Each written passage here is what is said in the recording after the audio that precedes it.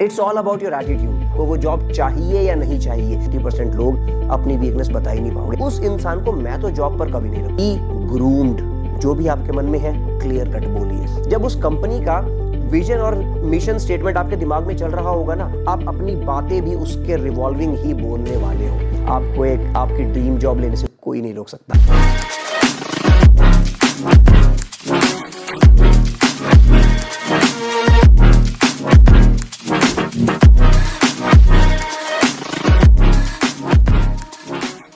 Guys, काफी लोगों के कमेंट आ रहे हैं मेरे पास कि अंकित कुछ ऐसा बताओ, कुछ ऐसा लिस्ट हमें प्रोवाइड करवा दो कि यार क्या करना है, क्या नहीं करना है, इंटरव्यू के अंदर क्या करना चाहिए, क्या नहीं करना चाहिए। आज ना पूरी एक लिस्ट मैंने तैयार की है। अपने पास एक पूरी बहुत बड़ी लिस्ट तैयार की है आपके लिए। What you need to do in an interview and you don't have to do in an interview. क्या चीज इग्नोर करनी है 100% और क्या चीज करनी है 100% इन एन इंटरव्यू। इस वीडियो में जानेंगे डिटेल्स, छोटी छोटी बातें मगर मोटी मोटी बातें।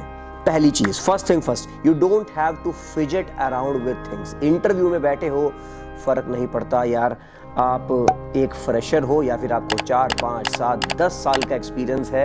You don't have to fidget around with things. Fidget around like this. अगर मैं वीडियो बना रहा हूँ गाइस, सोच कर देखिए, मैं आपके लिए पीस ऑफ कंटेंट बना रहा हूँ, आपको कुछ सिखा रहा हूँ, बता रहा हूँ, और मेरे हाथ में है ये फोन और मैं ऐसे ऐसे इसको कर रहा हूँ।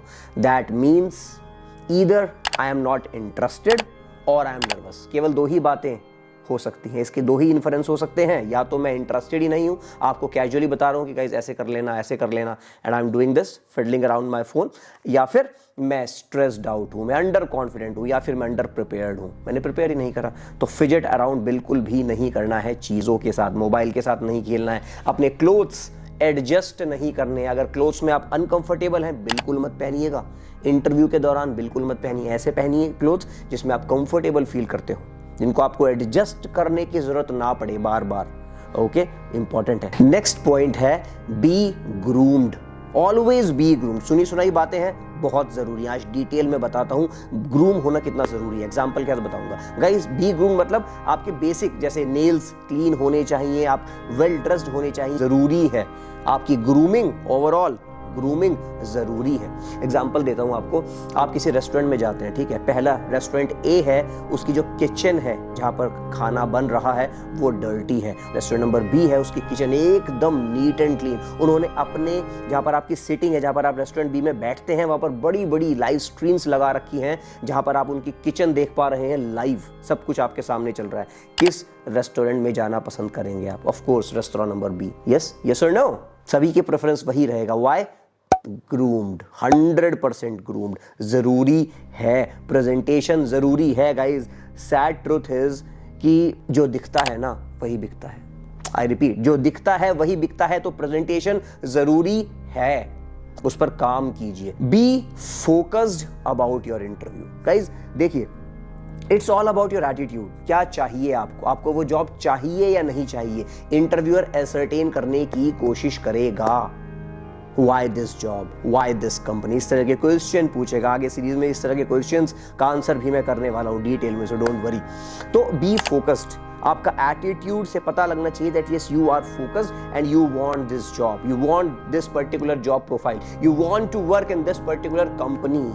That is important. वो मैसेज कन्वे करना जरूरी है, डायरेक्टली और इनडायरेक्टली। रेज्यूमे गाइस, एक चीज मैंने नोट करी है, बहुत जगह नोट करी है। हम लोग क्या करते हैं, एक रेज्यूमे बनाया और वही रेज्यूमे हम स्टिक कर रहे हैं सारी कंपनीज को। A B C D E F G H, जितनी भी जॉब्स निकली हैं, जितनी भी वैरायटी ऑफ जॉब प्रोफाइल है, जितने भी वैरायटी ऑफ जॉब डिस्क्रिप्शन है, जितनी भी वैरायटी ऑफ कंपनी है, सभी को एक resume? Absolutely not. You need to tailor made your resume. बता रहा हूं ये गाइज, ये चीजों को इंप्लीमेंट कर लो और फिर बताना सिलेक्शन नहीं होता क्या। Taylor made your resume. अपने रेज्यूमे को टेलर मेड करो एज पर द जेडी। जो सामने वाली कंपनी चाह रही है आपसे, वो उसको दो। What in it for me, मेरे लिए क्या है। मैं आपसे चाहता हूं कि ये मेरा जॉब डिस्क्रिप्शन है, ये आपको काम करना होगा। जॉब डिस्क्रिप्शन मैंने मेंशन कर रखा है। Okay, you need to tailor made your resume as per the job description.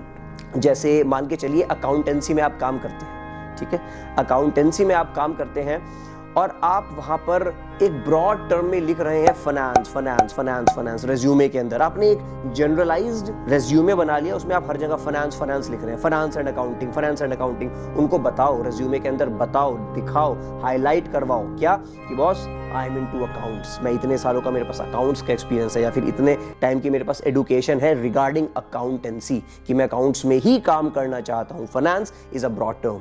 तो ये चीज जरूरी है। Tailor made your resume, this was just an example. Tailor made करना पड़ेगा अपने रेज्यूमे को एज पर द रिक्वायरमेंट। तो अगर 50 कंपनीज में अप्लाई कर रहे हो, 50 बार रेज्यूमे को एडिट करो करो करो। Next, rename your resume. Rename करते ही नहीं हम। फाइल नंबर 1.pdf आपके रेज्यूमे का नाम, रियली बैड।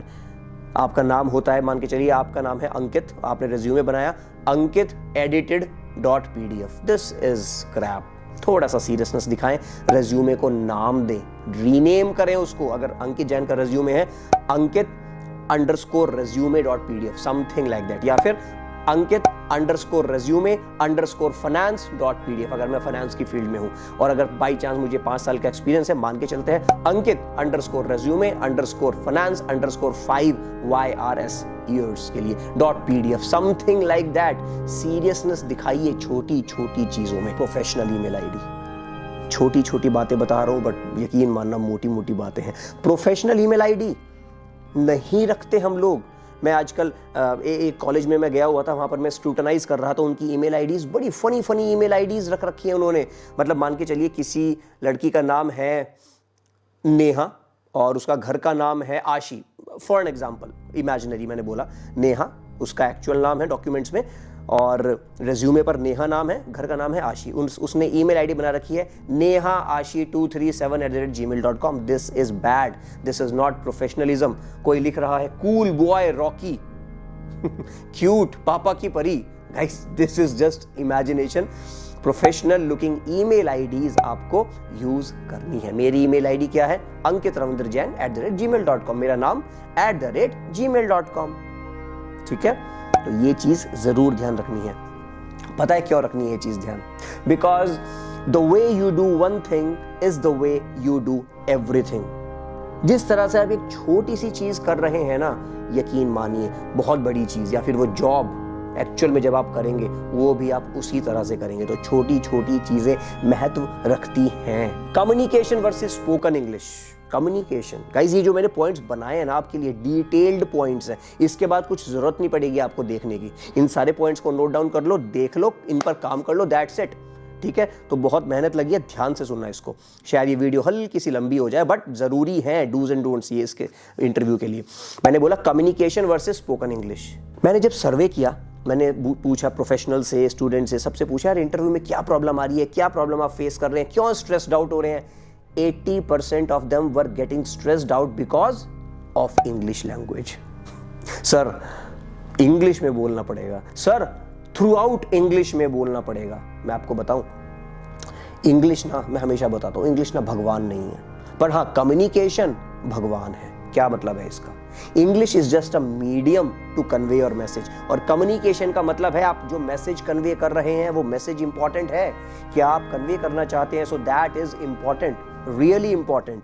ओके, तो इंग्लिश और कम्युनिकेशन में बेसिक डिफरेंस समझने की कोशिश कीजिए और फिर आगे बढ़िए। एक और चीज इसके रिगार्डिंग, मैंने इनपुट्स लिया लोगों से कि यार इंग्लिश में क्या प्रॉब्लम आती है, इंग्लिश में जब बोलते हैं तो क्यों आप स्ट्रेस्ड आउट हो रहे हैं। किसी ने उनको मेरे स्टूडेंट्स को एक इनपुट दिया कि बेटा या तो सिर्फ हिंदी में बोलना या फिर सिर्फ इंग्लिश में बोलना, either speak in only one language, either speak in Hindi और स्पीक इन इंग्लिश ओनली। ऐसा मत करना कि मिक्स में बोल रहे हो, दिस इज रॉन्ग, ऐसा मत करना गाइस, ऐसा बिल्कुल मत करना। दोनों लैंग्वेजेस यूज करनी है। अगर सिर्फ हिंदी में बोल रहे हो इसका मतलब साफ है कि आपको इंग्लिश बिल्कुल नहीं आती। सिर्फ इंग्लिश में बोल रहे हो, again this is like disrespecting the other person. बताता हूं क्यों। मान के चलिए इंटरव्यूअर है, इंटरव्यूअर आपसे क्वेश्चन पूछ रहा है आपकी नेटिव लैंग्वेज में, हिंदी में, मराठी में, तमिल में, तेलुगु में, और आप इंग्लिश में रिप्लाई कर रहे हैं, दिस इज रॉन्ग। उसी नेटिव लैंग्वेज में, उसी कॉमन लैंग्वेज में रिप्लाई कीजिए। तो एज पर द ओकेजन, जो भी नीड है उसी हिसाब से आप आगे चलिएगा. So use the mix of both. Start with English, you confidently start with English. Wherever you get stuck, switch to Hindi. आपने बड़े बड़े सेलिब्रिटीज को देखा है, वो कभी केवल इंग्लिश बोलते हैं क्या? Answer is no. समझने की कोशिश करें. कोई भी काम आप कॉन्फिडेंस के साथ करिए, वही काम परफेक्ट किया हुआ कहलाएगा. इंग्लिश में बोलना स्टार्ट कीजिए. Whenever you get stuck, switch to Hindi. Then again make a smooth transition towards English. वापस इंग्लिश पर आ जाइए. फ्लेक्सिबिलिटी, आप वीकेंड पे काम कर सकते हैं क्या? आप रिलोकेट हो सकते हैं क्या? जो भी आपके मन में है क्लियर कट बोलिए, नहीं तो बाद में प्रॉब्लम आने वाली है. रिलोकेट हो सकते हैं कि अगर नहीं विलिंग है साफ मना कीजिए. और वीकेंड्स पर काम करने के लिए अगर आप इंटरेस्टेड नहीं हैं तो यार प्रॉब्लम फिर आपके माइंडसेट में ही आएगी. सोच कर देखो ना, आपके एक बॉस है, उनके भी एक बॉस है, उनके भी एक बॉस है, उनके भी सीनियर बॉस है. आपको एक प्रोजेक्ट कंप्लीट करना है. मान के चलिए वीकेंड आ रहा है और उस वीकेंड तक वो प्रोजेक्ट कंप्लीट करना है. So you are suppose to come to office, you are suppose to do the work, you are suppose to complete the project in the weekend. Yes और नो? आप पार्ट ऑफ जॉब है, आप part of that team है, आपको मिलकर करना है. तो वीकेंड पर आना है. It's okay. It should be okay to you. I repeat, it should be okay to you. तो ओकेजनली अगर वीकेंड पर काम करना पड़ रहा है, स्ट्रेच करना पड़ रहा है अपने timing, it should be okay to you. तो अगर नहीं ओके है, माइंडसेट को चेंज कीजिए. हाँ, स्टाफ मेंटालिटी से बाहर निकलिए, ओनरशिप मेंटालिटी में आइए. नेक्स्ट पॉइंट मेरा यही है गाइस. क्या बोला मैंने? ओनरशिप मेंटालिटी में आइए. उस स्टाफ की मेंटालिटी से मत जाइए कि हाँ अच्छा मुझे तो let's suppose 50,000 is a target, कि हाँ बस मुझे तो 50,000 रुपए कमाने इस कंपनी से. देने वाली मेंटालिटी रखिए, माइंडसेट रखिए कि क्या मैं उनकी हेल्प करने वाला हूं, क्या वैल्यू मैं क्रिएट करने वाला हूं कंपनी में. ओनरशिप मेंटालिटी की मेरी कंपनी है, मुझे वहां पर काम करना है. 50,000 रुपए, 50,000 रुपए अगर आपका आस्किंग प्राइस है, they will give you 70,000. Believe me this will be true. But you should have that ownership mindset. Ownership mindset के साथ आगे बढ़िए. Next point, avoid acting over smart. काम नहीं चलेगा. अगर शायद आपको 2-3 साल का इंटरव्यू देने का एक्सपीरियंस है, तो जो सामने बैठा है ना, उसको शायद 20-30 साल का इंटरव्यू लेने का एक्सपीरियंस है. आप शेर है तो वो सवा शेर है. कहते हैं ना रिश्ते में तो हम तुम्हारे क्या लगते हैं? कमेंट करके बताओ, कमेंट करके बताओ. मैं नहीं बोलूंगा, कमेंट करके बताओ. कमेंट क्यों नहीं करते यार? ये वन वे इंटरेक्शन नहीं है, ये 2 वे इंटरेक्शन है. यकीन मानो ये कोई लाइव सेशन नहीं हो रहा है, वीडियो शूट कर रहा हूं, बट फिर भी मैं कहता हूं ये 2 वे इंटरेक्शन है. जो भी आपके दिल में है वो लिखो, कमेंट करो. ठीक है? तो ओवर स्मार्ट नहीं बनना. Then stop cribbing. बहुत जरूरी है गाइस. ये वीडियो शायद थोड़ी सी लंबी हो रही है, but it is useful for you. ध्यान से देखना इसको. Stop creeping. क्रिप नहीं करना है regarding your boss, regarding your company जिसमें आप पहले काम करते थे. सर वो कंपनी में ये प्रॉब्लम्स थी, सर उस कंपनी के एथिक्स ऐसे थे, सर वहां पर तो बहुत पॉलिटिक्स थी, सर जो मेरा बॉस था ही वाज अ क्रैपी गाय, वो सर ऐसे करता था. नो.